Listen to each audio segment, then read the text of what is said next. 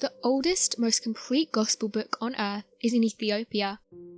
Abba Garima, who is one of the 9 saints, created an orthodox church in Ethiopia in the 6th century.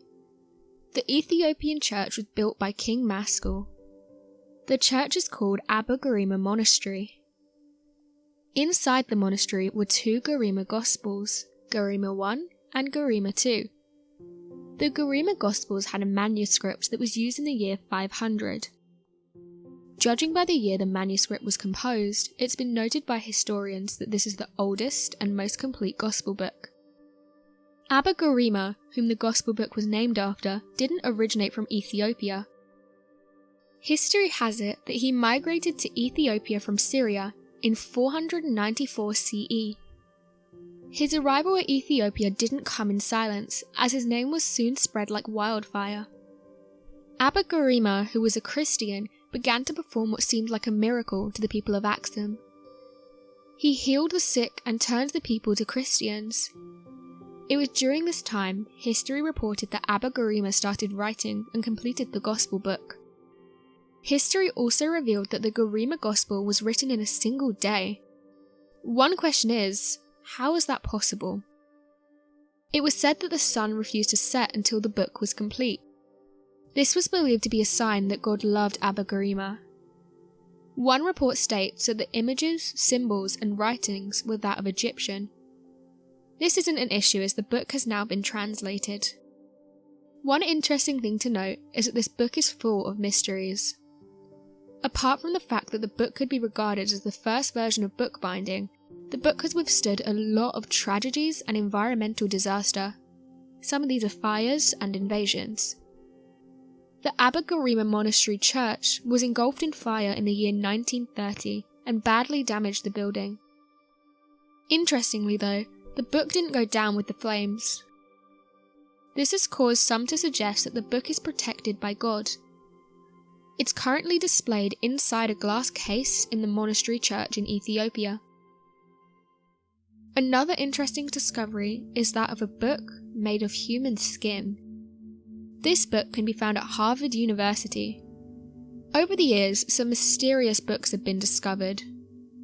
One of the most mysterious ones goes by the name of Destinies of the Soul. Researchers have said that it's been housed at the library since the 1930s.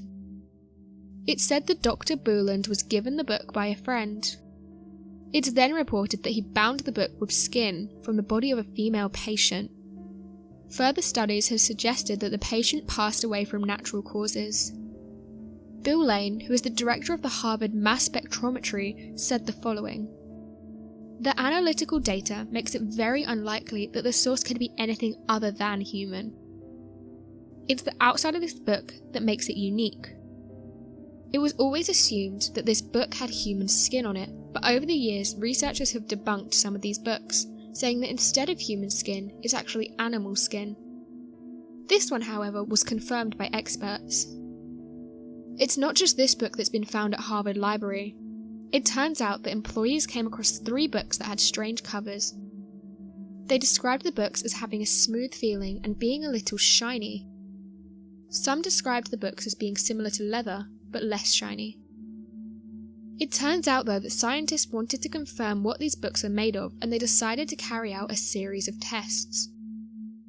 After receiving the results, the scientists concluded with 99.9% confidence that the binding material came from a human. It turns out that after some research, these bound skin books were popular in the 17th century. They were most commonly found on anatomical textbooks. It's also said that going back then, they didn't want to waste any material they were working with, so instead of things going to waste, they used them for things like books. Researchers said the books are about Roman poetry, French philosophy, and medieval Spanish law. Harvard then decided to get all of the books tested, and it turns out that one of them was bound in human skin. Harvard's library isn't the only place where these types of books have been discovered. They can be found all over the world, however, they're not getting negative attention as it's not something many have come across. As mentioned though, going back, it wasn't uncommon for people to do this to books. Various 19th century accounts exist that state executed criminals were donated to science, meaning some of their skins would have ended up on books. The last book revolves around that of the paranormal. For years now, stories have been told about the paranormal, and even today people are allegedly encountering otherworldly beings. One interesting story details a monk who had to make the ultimate sacrifice to finish a book. Throughout human history, there have been many that have claimed to fight against the devil himself, and won, ultimately securing their faith in their beliefs of a divine power. Interestingly, there appears to be just as many stories in which people divulge their sudden success in wealth and power and credit it to that of selling their souls and making a deal with the devil. Although at first the individual appears to reap the rewards, their fate is ultimately sealed when they sign away their life. Although this sounds outlandish, there have allegedly been many people that have made deals with the devil in the hopes of bettering themselves or getting riches without putting work in. In some of these cases, these individuals have signed their life away in order to pay a debt or perform an incredible feat, and this is exactly what this person did. One of the most well-known stories concerning that of a person making a deal with the devil is the existence of the fabled Codex Gigas. The Codex Gigas, also referred to as the Devil's Bible, was supposedly written by the devil himself after a desperate monk summoned him in exchange for his life.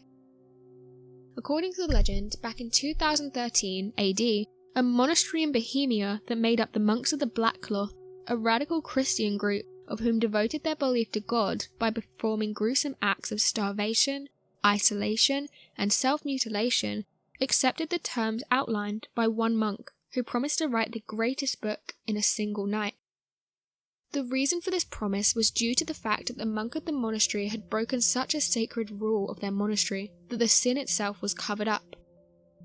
After the other monks had covenanted, they decided that the punishment for the monk would be to wall him up alive, essentially trapping him into a mausoleum. This led the monk to quickly promise the monastery that he could earn redemption by crafting the largest book that held all of human knowledge, including magic, medicine, information on herbs, as well as the entire Bible in only one night. The monastery agreed to this outlandish promise on the basis of making a deal with the monk. They would allow him a chance at redemption if he could create the book in one night, but that if he failed, they would continue with their punishment regardless. This led to the monk working throughout the night in a moment of panic, gathering all of the supplies necessary and binding the massive book before realizing it would be humanly impossible to complete the task. At the stroke of midnight, in his desperation, he performed a dark ritual and summoned the devil himself. He promised the devil his soul if the devil would use his supernatural powers to create a book and save him from death. The devil accepted the deal and wrote the entire book in a single night, fulfilling the promise and saving the life of the monk. Interestingly, in the modern day, when experts took the time to look over the book, they found overwhelming evidence that the entire book was written by a single author in an incredibly short amount of time. The expected amount of time to work on such a massive book was expected to be more than a single author's lifetime.